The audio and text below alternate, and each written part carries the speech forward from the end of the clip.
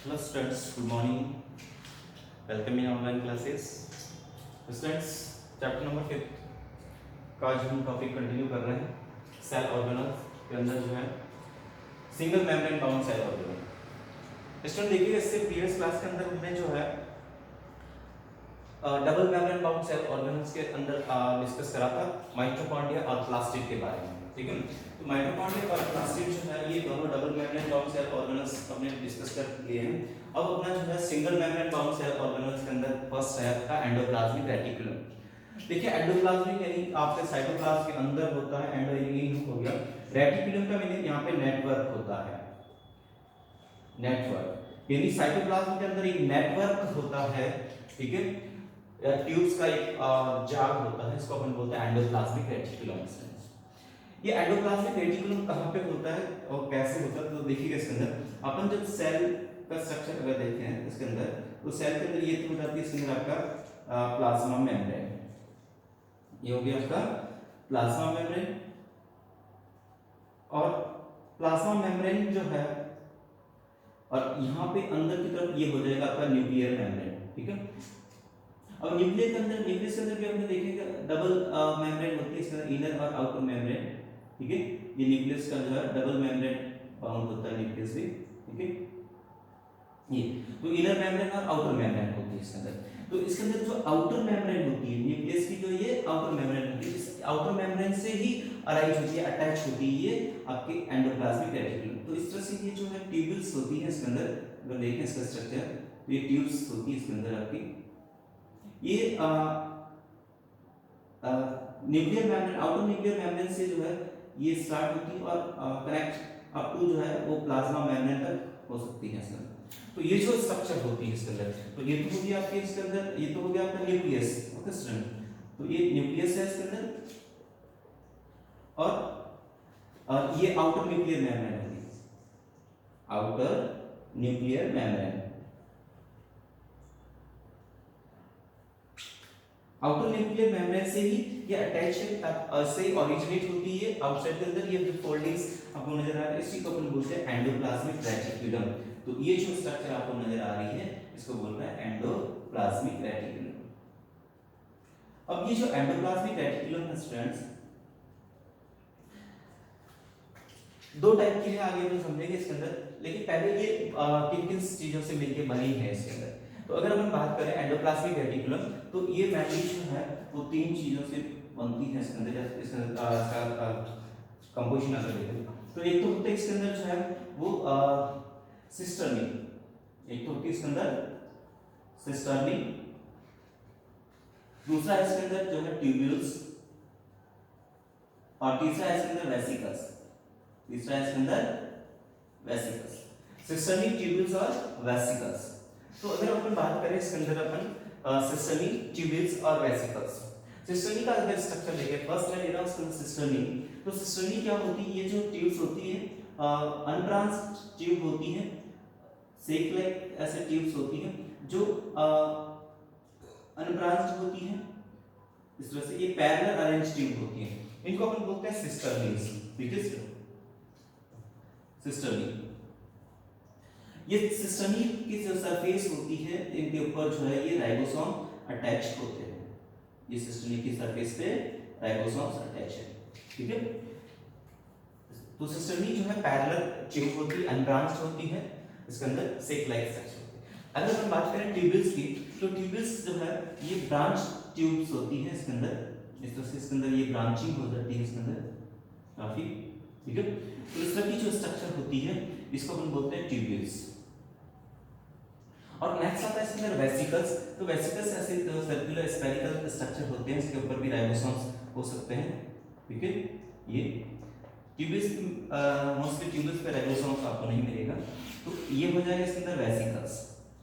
तो इसमें जो अपन टाइप्स पढ़ेंगे, टू टाइप्स इसके अंदर एंडोप्लाज्मिक रेटिकुलम, तो मेनली इन तीन चीजों से मिलकर बनेगी इसके अंदर, ठीक है, सिस्टर्नी, ट्यूब्यूल्स और वेसिकल्स। तो अब अपन इसके अंदर आपका टाइप्स की बात कर लेते हैं इसके अंदर, ठीक है, कि ये किन किन चीजों से सॉरी इसके टाइप्स कौन कौन से हैं इसके अंदर। तो इसके दो टाइप है इसके अंदर, एंडोप्लाज्मिक रेटिकुलम के टाइप्स दो है इसके अंदर। एक तो है इसके अंदर जो है स्मूथ एंडोप्लाज्मिक रेटिकुलम और दूसरा है रफ एंडोप्लाज्मिक रेटिकुलम। एक तो हो जाएगी इसके अंदर स्मूथ एंडोप्लाज्मिक रेटिकुलम, इसको शॉर्ट के अंदर SER बोल सकते हैं, ठीक है, ER यानी एंडोप्लाज्मिक रेटिकुलम। और दूसरा होता है इसके अंदर rough endoplasmic reticulum, rough endoplasmic reticulum, इसको RER बोलेंगे, RER बोलेंगे, रफ एंडोप्लाज्मिक। अब यहाँ पे समझना इसके अंदर स्मूथ एंडोप्लाज्मिक रेटिकुलम जो होती है इसके सरफेस पे जो है वो राइबोसोम अटैच नहीं होते हैं, no ribosomes, no ribosomes attached with surface, इस सरफेस के साथ में कोई भी राइबोसोम नहीं अटैच होते हैं इसके अंदर, ठीक है। तो इसको अपन बोल देते हैं स्मूथ एंडोप्लाज्मिक रेटिकुलम। और जो रफ एंडोप्लाज्मिक रेटिकुलम है इसके अंदर क्या होगा, राइबोसोम अटैच होते हैं, राइबोसोम्स जो है वो अटैच्ड होते हैं, राइबोसोम अटैच होते हैं सर, तो इनको अपन रफ एंडोप्लाज्मिक रेटिकुलम बोलते हैं। तो ये इसके दो टाइप्स होते हैं। अगर अपन बात करेंगे इसके अंदर फंक्शंस की बात करें इसके अंदर दोनों के अंदर, तो स्मूथ एंडोप्लाज्मिक रेटिकुलम जो है यहाँ पे मेनली ये लिपिड सिंथेसिस करने के अंदर या लिपिड सिंथेसिस करने वाली सेल के अंदर आपको ज्यादा देखने को मिलेगी, के लिए लिपिड का सिंथेसिस करने के अंदर हेल्प करती है सर। जबकि rough endoplasmic reticulum mainly protein synthesis करने वाली सेल के अंदर देखने को मिलेगी, और ये जो है प्रोटीन सिंथेसिस में हेल्प करती है इसके अंदर। तो ये तो इसके दो टाइप्स है इसके अंदर, स्मूथ एंडोप्लाज्मिक रेटिकुलम और रफ एंडोप्लाज्मिक रेटिकुलम इसके अंदर, ठीक है। अब अगर अपन बात करें इसके अंदर जो स्मूथ एंडोप्लाज्मिक रेटिकुलम है वो मेनली जो है ट्यूब्यूल्स और वेसिकल्स से मिलकर बनेगी इसके अंदर, जबकि आपकी जो रफ एंडोप्लाज्मिक रेटिकुलम है वो सिस्टर्नी और ट्यूब्यूल्स से मिलकर बनती है इसके अंदर आपका, ठीक है। और आपने बता दिया इसके अंदर ये मेनली जो प्रोटीन को सीक्रेट करती है इसके अंदर, ठीक है, और ये जो है आपके smooth endoplasmic reticulum lipid steroid है ना, इनको जो है मेनली सीक्रेट करने का काम करती है इसके अंदर, तो इनके जो है मेन फंक्शन हो जाता है इसके अंदर। अब अपन नेक्स्ट जो है इसके अंदर की differences between the endoplasmic reticulum and the sorry rough endoplasmic reticulum और स्मूथ एंडोप्लाज्मिक रेटिकुलम के अंदर डिफरेंसेस दे रखे हैं आपको। तो स्मूथ एंडोप्लाज्मिक रेटिकुलम और rough endoplasmic reticulum first mainly consist of इसके अंदर जो है ट्यूब्यूल्स और वेसिकल्स होती हैं, ठीक है, यानी इसके अंदर जो है सिस्टर्नीज नहीं होती, जबकि इसके अंदर आपका कंसिस्ट ऑफ द मेनली सिस्टर्नीज होती है, जिसके अंदर राइबोसोम्स होते हैं, तो मेनली सिस्टर्नी होती है। नेक्स्ट इन पे कोई राइबोसोम अटैच नहीं होते, यानी फ्री फ्रॉम राइबोसोम, जबकि इनके अंदर राइबोसोम अटैच होते हैं इसके अंदर, ठीक है। नेक्स्ट है it is specialised to the synthesise lipid and steroid, तो इसके अंदर ये लिपिड और स्टेरॉइड का सिंथेसिस करती है, ये मेनली प्रोटीन को सीक्रेट करती है, सिंथेसाइज प्रोटीन। नेक्स्ट है the product do not pass into the lumen, इसके अंदर ये अंदर की जो जगह होती है इसको अपन बोलते हैं ल्यूमेन, इसका प्रोडक्ट अंदर ल्यूमेन के अंदर नहीं पास होता, जबकि इसके अंदर जो है the product pass into the lumen of ER for transport, यानी अंदर से होके ही जाता है प्रोडक्ट इसका, इसको रफ एंडोप्लाज्मिक रेटिकुलम का। तो ये तो था इसका जो है differences between rough and smooth endoplasmic reticulum. Next है general function of endoplasmic reticulum, तो जनरल फंक्शन आप ये पता है ये दोनों के फंक्शंस क्या है अभी कोई समझना है वहां पर, ठीक है। फर्स्ट ER जो है act as the structural framework and provide the mechanical support and sap to the cell. structural framework यानी देखिए सेल को जो है एक तरह से ये पूरा इसका स्केलेटन की तरह काम करती है, स्ट्रक्चरल फ्रेमवर्क बना देती है, सेल का एक सैप प्रोवाइड करने का काम करती है, मैकेनिकल सपोर्ट देने का काम करती है, तो ये पहला इसका फंक्शन हो जाता है। दूसरा ये help in transportation of material है ना इन अ डायरेक्शन फ्लो, डायरेक्शन एक पर्टिकुलर डायरेक्शन में मटेरियल को फ्लो करने में भी ये हेल्प करती है, जिनसे अंदर से ल्यूमेन से होता हुआ आगे पास हो जाता है, ठीक है। नेक्स्ट फंक्शन है इसमें एंडोप्लाज्मिक रेटिकुलम जो है plays a important role in formation of the cell membrane, है ना, यानी सेल मेम्ब्रेन इसके अंदर जो प्रोटीन और लिपिड का सिंथेसिस होता है, तो इससे सेल मेम्ब्रेन बनती है, सेल मेम्ब्रेन के अंदर प्रोटीन और लिपिड्स होते हैं, मेनली इसको बायोजेनेसिस बोलते हैं, okay. Apart from this functions rough endoplasmic reticulum site of protein synthesis अभी आपने बता दिया इसके अंदर, ठीक है, और स्मूथ एंडोप्लाज्मिक लिपिड सिंथेसिस का साइट है।